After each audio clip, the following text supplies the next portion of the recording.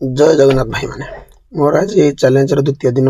ସକାଳୁ ସକାଳୁ ଯେତିକି ମୁଇଁ ବାହାରି ପଡ଼ିଲୁ ଭରତପୁର, ମାନେ ଭରତପୁର କାମଟେ ହେଇଥିଲା।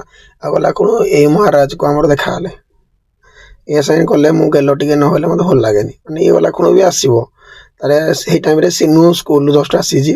ମାନେ ତା ସାଙ୍ଗେ ଦେଖନ୍ତୁ ଯେତିକି ଏମିତି ମାନେ କହୁଛି ନେ ଧ ଧ ଧ ଧ ହେଉଛି ତା ସାଙ୍ଗେ ଲାଲି ତା ସାଙ୍ଗେ ଏଠୁ ଛାଡ଼େ କାମ ସାରିନା ଯେତିକି ମୁଁ ଆସିଲୁ ଭାଇ ଟେମ୍ପୁ ଧରନା କାମଟେ ଥିଲା। ତାର ପୁଣି ସାଙ୍ଗେ ସାଙ୍ଗେ ଗାଧି ପଳେଇଲୁ କାମ ସାରିନା ଯେଉଁ ଖରାରେ ଗାଧି ଗଲୁ।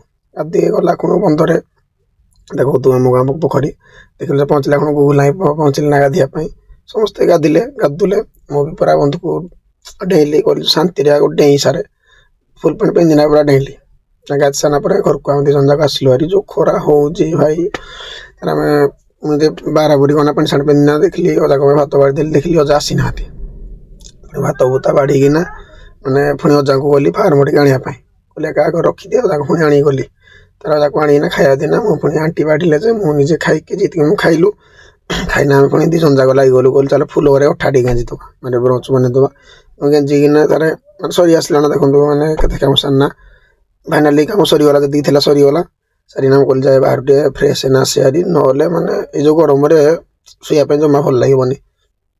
ମାନେ କବାଟ ଖୋଲିନା ଯେଉଁ ଦେଖିଲି ମାନେ ମାନେ ଯେଉଁ ଖରା କାଟୁଛି ମାନେ ବାହାରିବା ପାଇଁ ଇଚ୍ଛା।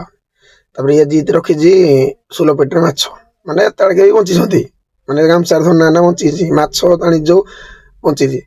ମୁଁ ତାର ଗଲି ଥଣ୍ଡା ପାଣି ଟିକେ ମୁହଁ ଧୁଏନା କହିଲି ଯିବା ଶୋଇବା ଟିକେ ମୋବାଇଲ ଟିକେ ଦେଇକିନା ରେଷ୍ଟ ନେବା, ଖରାରେ କୁଆଡ଼େ ଯିବା।